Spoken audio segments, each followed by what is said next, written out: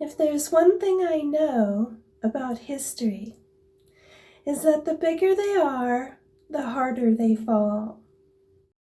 Let's find out what's happening with the world's biggest 21st century war criminal, Fauci. Dr. Fauci has forsaken his Hippocratic oath and exchanged it for the mantle of unchecked power. His policies shuttered the U.S. economy, drove our country into financial upheaval, and violated the rights of millions of Americans. In July, he willfully lied to the U.S. Senate about his role in funding gain-of-function research in Wuhan, China. This week, the world was shocked to discover that through an experiment under his watch, sweet beagle puppies had their heads stuffed into crates so that sandflies could slowly strip away the skin from their bones. These defenseless animals were damned to agonize in silence because their vocal cords had been surgically ripped from their throats so that their tormentors could discharge their evil actions without having to hear incessant yapping. Madam Speaker, today I am calling for the creation of a formal commission to investigate the true origin of COVID-19, the role Fauci played in its creation, the false statements he made to members of Congress under oath, and why the hell Americans are funding the torture of puppies in Africa. Americans deserve the truth, and this demon doctor must never be allowed to escape justice. With that, I yield back. Today to admit that you approved of NIH funding for gain-of-function research in Wuhan, but your repeated denials have worn thin, and a majority of Americans, frankly, don't believe you. Even the NIH now admits that EcoHealth Alliance did perform experiments in Wuhan that created viruses not found in nature that actually did gain in lethality. The facts are clear. The NIH did fund gain-of-function research in Wuhan, despite your protestations. You can deny it all you want, but even the Chinese authors of the paper, in their paper, admit that viruses not found in nature were created, and yes, they gained in infectivity. Your persistent denials, though, are not simply a stain on your reputation, but are a clear and present danger to the country and to the world. As Professor Kevin Esfelt of MIT has written, gain-of-function research looks like a gamble that civilization can't afford to risk. And yet here we are again, with you steadfast in your denials. Why does it matter? Because gain-of-function research with laboratory-created viruses not found in nature could cause a pandemic even worse the next time. We're suffering today from one that has a mortality of approximately 1%. They're experimenting with viruses that have mortalities of between 15 and 50%. Yes, our civilization could be at risk from one of these viruses. Experiments that combine unknown viruses with known pandemic-causing viruses are incredibly risky. Experiments that combine unknown viruses with coronaviruses that have as much as 50% mortality could endanger civilization as we know it. Now, in your response to Mr. Casey, you just mentioned that CDC has access to tens of thousands of EHRs. And I've been told that HHS or CDC has access to patient identifiable data as to who tests positive. So I do that as a prologue. If we don't know that natural immunity confers protection against future infection, it's because we've decided not to look. Because I've learned that there is a cohort of people that we know have been previously infected. We've got the bench research showing that the triad of antibodies, T cells, and B cells are there, and that 92% of them are still there at 6 months out.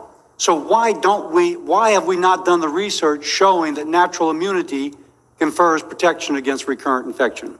Yeah, thank you so much for allowing me to clarify this point, because I understand the question. First of all, let me just reiterate that our current stand after reviewing 96 papers and a scientific brief on this issue is that everyone who's been previously infected should be vaccinated. But that's not my question. Right, agreed. And part of the challenge here is, as you know, the infection-induced immunity and the biases associated with retrospectively looking at the data. Several of those papers that we reviewed for that brief have demonstrated that the kind of disease that you had at the time you had it matters. Did you have disease a year and a half ago? Were you an older person? Can I stop you for a second? We could do this prospectively, because you know who is actually, apparently I'm told you've got patient identifiable data, and you would be able to say, okay, 6 months ago, we're going to start everybody infected within the last 6 months, and be able to follow their EHR prospectively to see this. I mean, theoretically, CDC has the ability to do this right now. Yeah, that too would have its own biases. So one of the things that we have demonstrated in the scientific brief is that asymptomatic and mildly symptomatic people who might not present to their providers, might present to an urgent care clinic, who might not be recorded in their own EHR, likely have less robust protection than those who've been severely But that infected. could be established prospectively if using the data that you have. And you could even say, if you had symptomatic infection, you don't need to be vaccinated. We would consider you immune. You don't have to be subjected to the mandate. But If we had data that demonstrated a correlation of protection, Dr. Fauci already mentioned data that they're working on to look at correlates of protection, not just in antibodies, but as you noted, in T cell function as well. So if we were able to document a correlate of protection, we absolutely could prospectively But this paper follow. that I'm reading from NIH speaks that there is durable memory of the virus up to 8 months after infection in 95% of the people who recovered, including B cells, which continue to climb, T cells, and antibody. And I'm also saying you could do it clinically because we have data that's patient identifiable that we could go back and look and see if they were exposed. They could be in a hot spot like Louisiana where you know they're being exposed. And then you would see, not just by lab data, but empirically. I can tell you the American people intuitively understand this, and they feel a little bit like we're being willfully blind to it. I have limited time. Let me just ask you something else. What percent of CDC employees are vaccinated? We're actively encouraging vaccination in all of our employees and doing a lot of education and outreach in order to get our agency fully vaccinated. But the percent? I don't have that for you today. I'm told that 75 to some north of 75% of CDC employees at headquarters are still working remotely. Is that correct? We are following regulations through HHS and the federal government. No, that's not my question. I apologize to be rude, but I'm asking a very straightforward question. I've been told that north of 75% of employees at CDC headquarters are working remotely. Is that correct? Senator, I don't actually know the number off the top of my head. When you so look I'd down have the hallway, are there empty desks? Are over 50% of the desks empty? Senator, I don't have the numbers off the top of my head. What I will tell you is that we're working closely within HHS and the administration to follow the governmental rules for return to There was a work. recent GAO report that shows, and released in the last 2 weeks, that there's been no coordinated response from the federal government to get people back into work. Now, if there's any agency that, since we have teachers in Fulton County are back at work, that the caseload of COVID in Fulton County is about 88. At its peak, it was 606. If what I've been told by someone who frankly kind of knows that people in laboratories are not showing up. I have no clue how laboratory workers who presumably are vaccinated wearing PPE would consider themselves eligible to stay at home. I say this because I just want to echo, we got to lead by example in the federal government. If our public health agencies don't have enough confidence in the immunization and in the PPE to go back to work, fighting infectious diseases, there's going to be a lot of undermining of a willingness to further fund public health. We absolutely have our essential labs back at work, conducting their essential research towards this response. And we are following the regulations and providing technical assistance and technical support to the federal government for return to work policies. One more thing, Angus King and I had sent a letter dated February the 25th asking about genomic surveillance. We've still not received a response. You referenced it in your earlier remarks. Both Senator King and I would appreciate a response. We'll get back to you. Thank you very much. Thank you. I yield. Let's take a look at what's going on in America over this last week. The United States is suing the president. We have been stunned at the overreach of the Biden administration. What will we do? I will issue an executive order barring any South Carolina cabinet agency from issuing or enforcing any vaccine mandate. Number two, I will require all state agencies, including the 19 cabinet agencies, to report to me any inquiry or request for vaccination from the federal government. That is allowed by law. Both of those things are allowed by law. Now, we are one of 8 states who are in a lawsuit already against the federal government for its unlawful orders against federal contractors, and it extends beyond them to subcontractors and others in contact with subcontractors. We have filed a lawsuit led by the state of Georgia, joined by 6 other states. There may be others joining later. That's what we're doing with the federal mandate on the federal agencies and the federal employees. But there's another arena, and that is the one involving the Occupational Safety and Health Act. Today, the Biden administration, through the OSHA administration, published regulations requiring most businesses in the country, except the smaller ones, to vaccinate their employees or seek financial punishment. It is unbelievable that the federal government would issue such an unlawful order.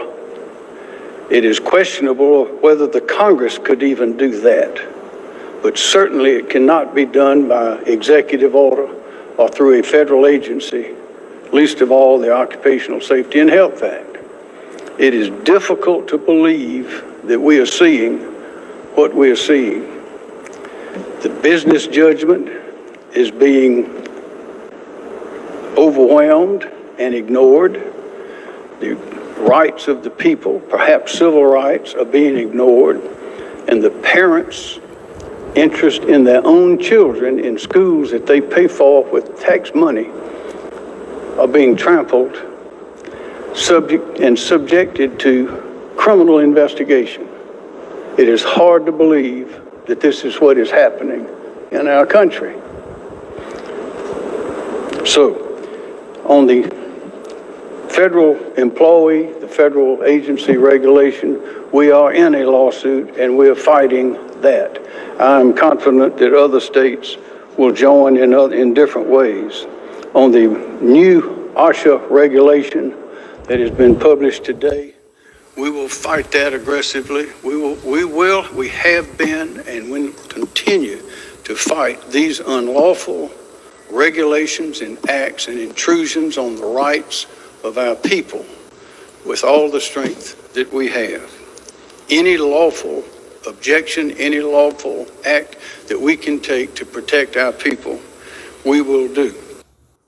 As you guys know, since the beginning of the pandemic, it's been my belief that mandates only further divide and politicize our state and our country, and I've said that many times.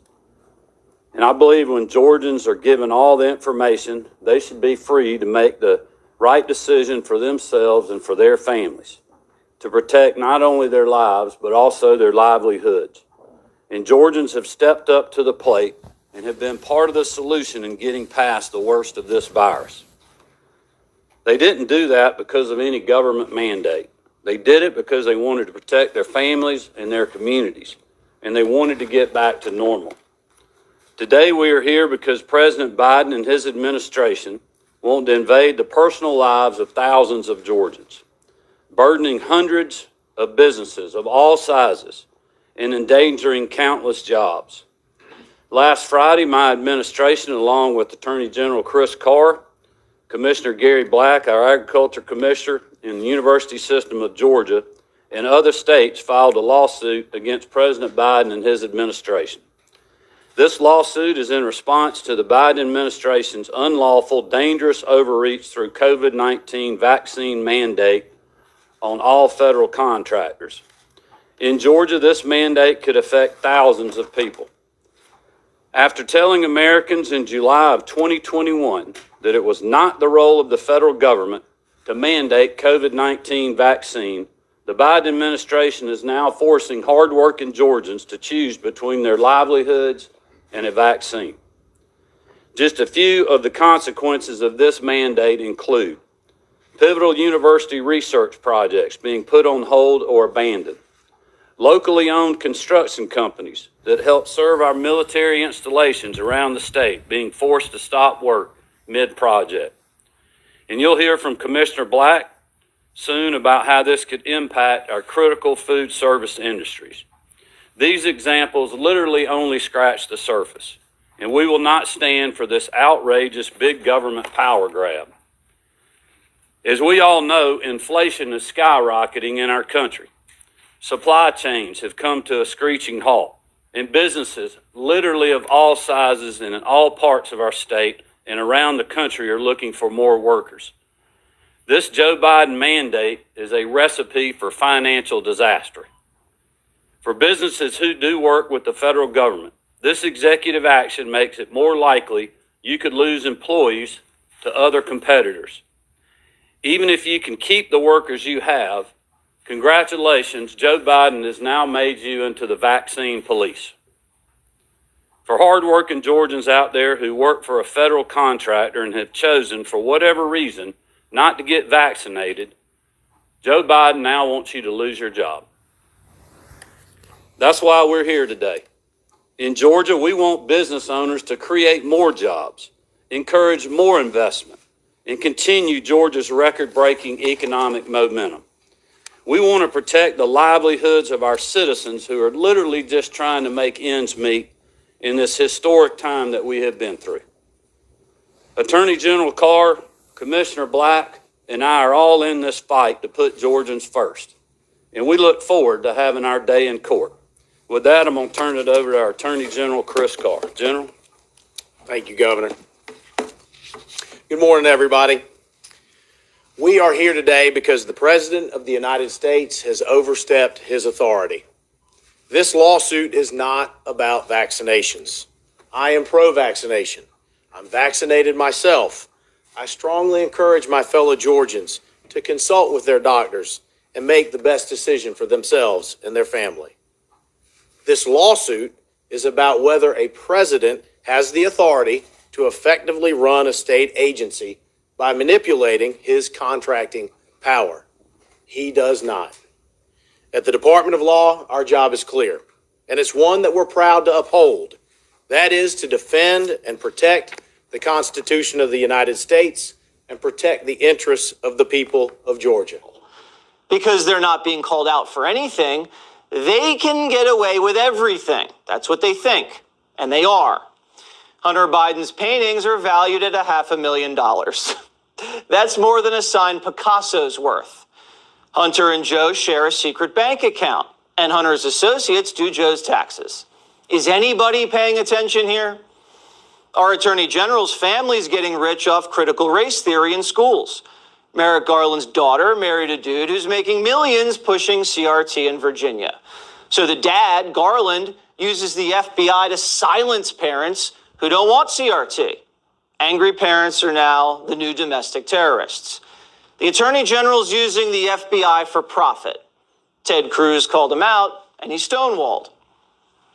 If critical race theory is taught in more schools, does your son-in-law make more money? Yes or no? This memorandum has nothing to do with critical race theory. Will you answer if you sought an ethics kind opinion? of curriculum. Will you answer if you sought an ethics I am answering the best I can. Yes or no? Did you seek an ethics opinion? This memorandum has Did nothing. you seek an ethics opinion? This memorandum has nothing to do with. General, are you refusing to answer if you sought an ethics opinion? I'm telling you that there's no possible. So you're saying no. Just answer it directly. You know how to answer a question directly. Of course, he won't answer a question. He's above the law. He doesn't even need to know a 9th grader was raped in a gender-fluid Virginia school bathroom by a boy wearing a skirt. He doesn't need to know the superintendent covered it up. Garland and the Democrats just want critical race theory rammed down our families' throats. The Washington Post, the worst newspaper in America, wrote, "Parents claim they have the right to shape their kids' school curriculum. They don't." Joseph Stalin famously said, "Education is a weapon whose effect depends on who holds it in his hands and at whom it is aimed." See, public schools have become a weapon, straight out of the communist playbook. That's another reason why they're pushing free college, free pre-K, and free daycare in Biden's welfare bill. Guess what else they slipped into the Biden welfare bill? Hundreds of thousands more green cards. All backed by big tech like Facebook and Microsoft. Silicon Valley doesn't want to hire American. They want to hire foreign nationals on the cheap. The government's supposed to be working for us, but no, they're working for big tech instead. Politicians save companies on labor costs, And then the companies send those savings back to politicians in the form of donations. That's the game. But Bernie Sanders wrote the bill. Isn't Bernie supposed to be against this kind of thing? It used to be. The middle class in this country continues to shrink. I don't know why we need millions of people to be coming into this country as guest workers who will work for lower wages than American workers and drive wages down even lower than they are right now. Where did that Bernie go? Sanders is just another corporate sellout, but with better branding. Totally corrupt. It's costing taxpayers $5 million a day not to finish the border wall. It just sits there rotting, while illegals scooch through the open holes. But taxpayers are footing the bill for a new wall, but not on the border, around President Joe Biden's Delaware beach house. Almost $500,000 coming out of your pockets for Biden to have his own wall. It's sickening, isn't it? Politicians protecting their own homes with your money, but leaving your home and country wide open to caravans. Joe says he has nothing to do with the caravans coming into the country, but that's not what they say.